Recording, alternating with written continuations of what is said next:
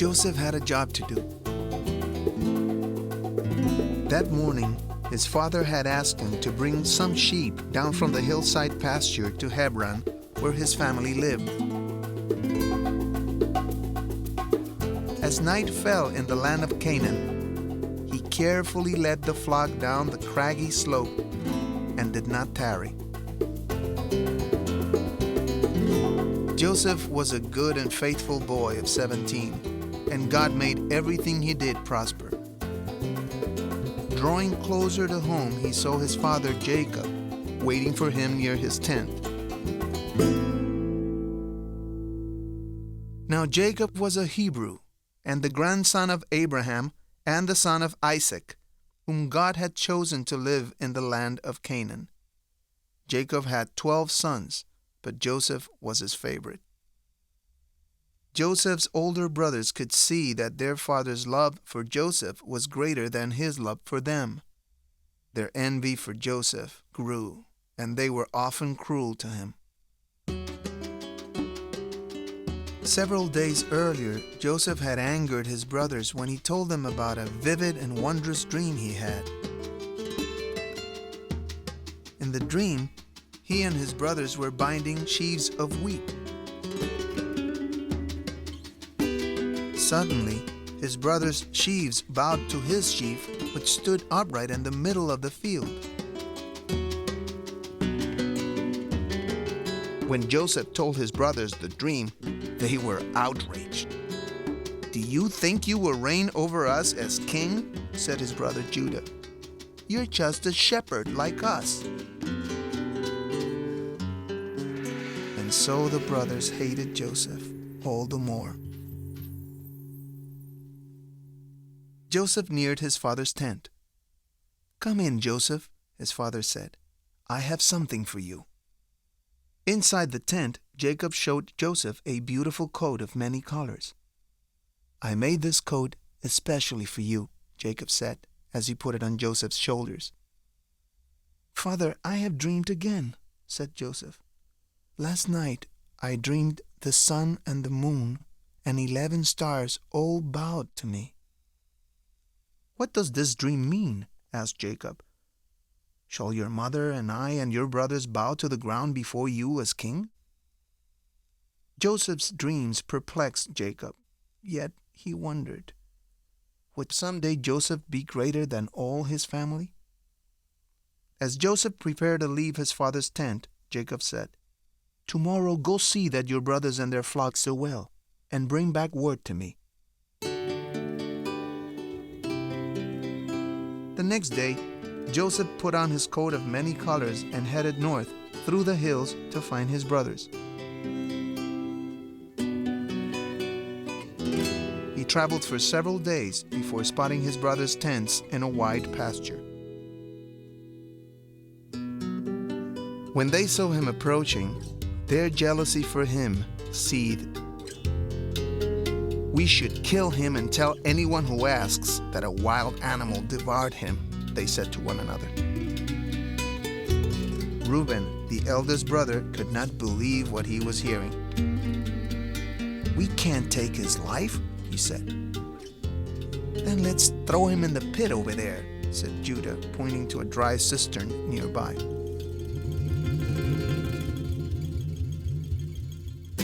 They overcame the unsuspecting boy and stripped him of the beautiful coat. Then they dragged Joseph to the pit and cast him in. Joseph begged his brothers to free him, but they ignored his pleas and went back to their tents to eat. Then they looked up and saw in the distance a caravan of traders on their way down to Egypt. "Let us sell Joseph as a slave," Judah said. "Then no one can say we killed our own flesh and blood." So the brothers pulled Joseph out of the pit and sold him to the traders for 20 pieces of silver. Then they took Joseph's coat and dipped it in the blood of a young goat. Upon returning home, they showed Jacob the bloody garment, asking if he knew to whom it belonged. "This is Joseph's robe," wept Jacob. "My son is dead. A wild beast has torn him to pieces and devoured him." Jacob tore his clothes and covered his body with sackcloth to mourn his cherished son. Jacob's sons and daughters tried to console him, but he was heartbroken and would not be comforted. When the traders arrived in Egypt, they sold Joseph as a slave to Potiphar, the captain of Pharaoh's palace guard. God was with Joseph, and he was successful in his new master's home. Potiphar saw that Joseph was trustworthy and efficient, and after a time, he put Joseph in charge of his entire household. Years went by, and Joseph performed so well as Potiphar's chief servant that the Egyptian treated him almost as an equal. Joseph's intelligence and grace was apparent to everyone with whom he dealt. Soon, Potiphar's wife became fascinated by Joseph, who was by now a handsome young man. She grew to love him and asked if he would love her, but Joseph could not. "My master has put everything in his house in my hands except you," Joseph told her. "He has been kind and generous to me. It would be wicked to take you from him and a sin before God." Potiphar's wife grew more and more determined to win his love. And one day, while Joseph worked, the woman caught hold of his robe and embraced him. Joseph was surprised and frightened, so he left his robe in her hand and fled outside. The Egyptian woman cried out in anger, but when her servants came to see what had happened, she told them Joseph had insulted her. And when Potiphar came home, she showed him Joseph's robe. "Your Hebrew slave tried to embrace me," she lied. "My screams were the only thing that stopped him. He has insulted me and you." His wife's story enraged Potiphar, so he took Joseph from his home and confined him in Pharaoh's prison. And there Joseph stayed for many years. But even in prison, the Lord was with Joseph. After a time, the jailer too saw that Joseph was honest and trustworthy, so he put him in charge of all the other prisoners. It happened that Pharaoh's chief servant was cast into prison for offending the king, and Joseph was told to look after him. "I have had a dream," said the chief servant. "Tell the dream to me," said Joseph. "In my dream, there was a vine in front of me with 3 branches. I held Pharaoh's cup in my hand, and as the grapes ripened on the vine, I squeezed them into the cup. Then I gave the cup to Pharaoh." "The vine's 3 branches are 3 days," said Joseph. "In 3 days, Pharaoh will restore you to your position, and you will resume placing the cup into Pharaoh's hand." "Now I ask you," continued Joseph, When you are again by Pharaoh's side, tell him that I do not belong here. I was kidnapped from the land of the Hebrews, and I have done nothing to be in prison." 3 days later, it was Pharaoh's birthday, and he celebrated by giving a great feast. Pharaoh decided to restore the chief servant to his position in the palace, just as Joseph had said he would. Yet the chief servant failed to remember Joseph. 2 more long years passed, with Joseph still in prison, innocent of any wrongdoing. Then, one day, Pharaoh's guards came to the prison and took Joseph to the palace.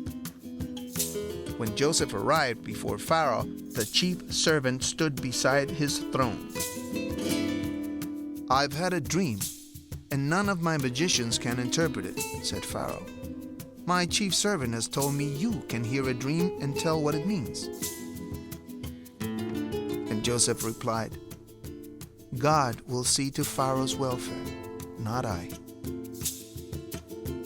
So Pharaoh told Joseph how in his dream he saw 7 ears of corn growing on one stalk, plump and good. 7 more ears sprouted behind them, but they were thin and scorched. Then the thin ears swallowed all the full ears. Then Joseph spoke. Pharaoh's dream shows what God is about to do. So Joseph told Pharaoh that the 7 full ears of corn were 7 years of plenty, and the 7 withered ears were 7 years of famine that would fall upon Egypt. "The people of Egypt will starve during the famine unless you prepare for it during the 7 years of plenty," said Joseph. Pharaoh must appoint a wise and trustworthy minister who will set aside crops during the good years that can be distributed to the people during the famine years. Otherwise, all of Egypt will perish. Pharaoh was so impressed with Joseph's interpretation of the dream that he took to heart the proposal to prepare for the famine. He addressed Joseph, "Since God has shown you all that is before us, you shall be my minister in charge of storing grain for the famine." Pharaoh then took off his ring and placed it on Joseph's finger and dressed him in royal robes as a sign that the Hebrews' authority in Egypt was second only to Pharaoh himself. For the next 7 years, the earth was abundant.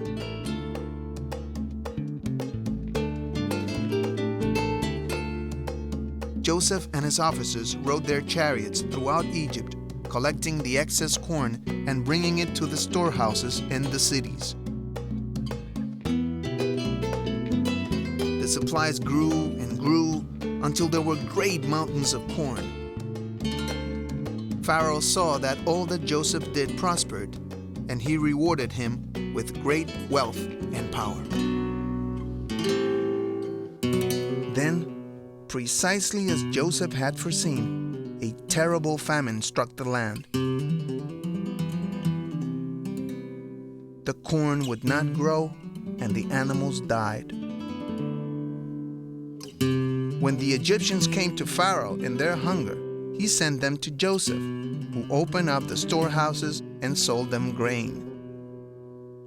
The famine soon spread to other countries as well, and people from all over the earth came to Egypt to buy grain from Joseph. Far away in Canaan, Jacob called his 11 sons to him. "I have heard there is food in Egypt," Jacob said. "Go down there and buy some grain, lest we die."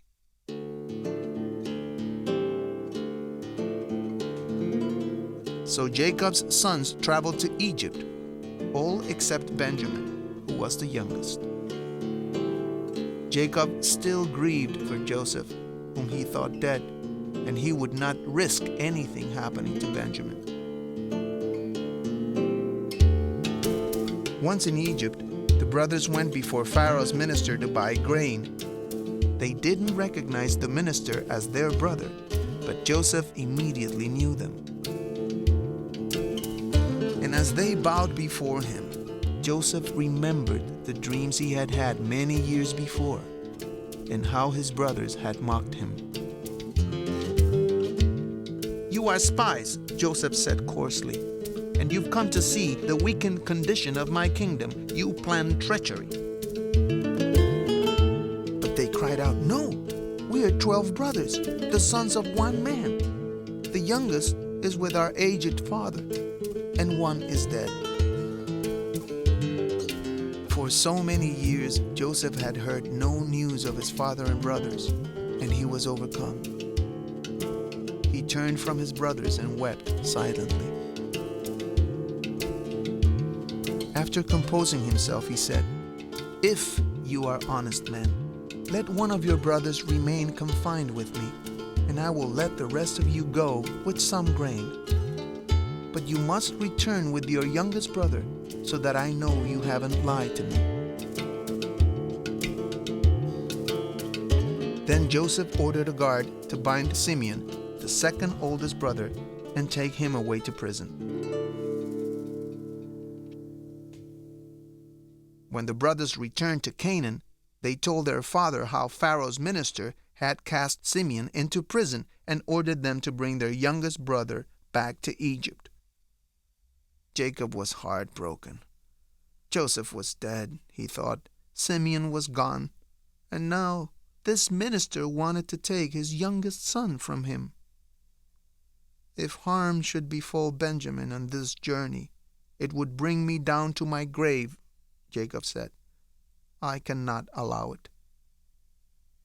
But the famine grew worse in Canaan. So finally, Jacob told his sons to go again to Egypt to buy a little food. "But father," Judah said, "the man who rules there warned us that we must return with our youngest brother." "If it must be so, take your brother and go," said Jacob, though it grieved him. "But bring a gift to this man, some wild honey, some rich spices and perfumes, some pistachio nuts and almonds." The brothers took the presents and young Benjamin with them and journeyed to Egypt. Once again, 10 brothers stood before Joseph, Pharaoh's minister of the land. "Take the Hebrews to my house," Joseph told his steward. "Fill their sacks with grain and prepare a feast." The brothers did not understand this ruler, who first threatened them and then wanted to feed them. Inside Joseph's magnificent home, the brothers' feet were washed according to custom, and they were all made comfortable. Then Simeon was brought in. When Joseph arrived, he welcomed them to his house. The brothers bowed low before him, thanking him for his kindness, and gave him the gifts they had brought. "Is your father well?" Joseph asked, for he longed to hear about Jacob. "He is well," they answered. Looking toward Benjamin, Joseph asked, "And is this your youngest brother?" They nodded. "Yes, it is he." Joseph's heart was full, for Benjamin had been a mere baby when last he saw him. He struggled to hold back his tears. To the brothers' great amazement, Joseph seated them according to age at a table, from the eldest to the youngest. During the meal, Joseph sent dishes laden with rich food to the brothers' table. It was a feast worthy of royalty. As the brothers prepared to leave, Joseph could restrain himself no longer. "I am Joseph," he cried. The brothers were so stunned they could not answer. What Pharaoh's minister had just said was impossible, they thought. "Come near to me, I pray you," Joseph said. "I am your brother whom you sold into slavery." The brothers looked closely at Joseph, and beneath the Egyptian finery that he wore, they saw that he was indeed their brother. And Judah, who was the one most responsible for selling Joseph into slavery, was afraid for himself and his brothers. "I will remain here as your slave, but I beg that you let my brothers return to Canaan and our father," Judah said. "He is old and would die if harm fell upon Benjamin." "Do not be afraid because you sold me," said Joseph. "I forgive you, and do not seek vengeance. It was not you who sent me here, but God Himself. There will be 5 more years of famine, and God has made me the ruler of all of Egypt, so that I may preserve the lives of my people." Pharaoh soon heard of Joseph's joyous reunion with his brothers and insisted that their father and all their families should live in Egypt, where there was food. Pharaoh sent them to Canaan with carts and asses in which to bring their people to Egypt. Jacob rejoiced when his sons told him that Joseph was alive and now the minister over all Egypt. But he was confused by Pharaoh's proposal to live in Egypt, because Canaan was the promised land for his people, the Hebrews. Then God spoke to him. "Do not be afraid to go to Egypt, for I will be with you. You shall see your son Joseph again, and in time I will bring your family out of Egypt back into Canaan." So Jacob led his sons and their families, some 70 people in all, to Egypt.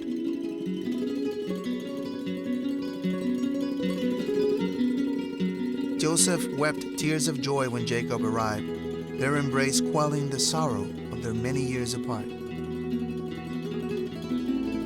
Pharaoh gave to Jacob fertile land in a place called Goshen, where Jacob and his people thrived alongside the Egyptians.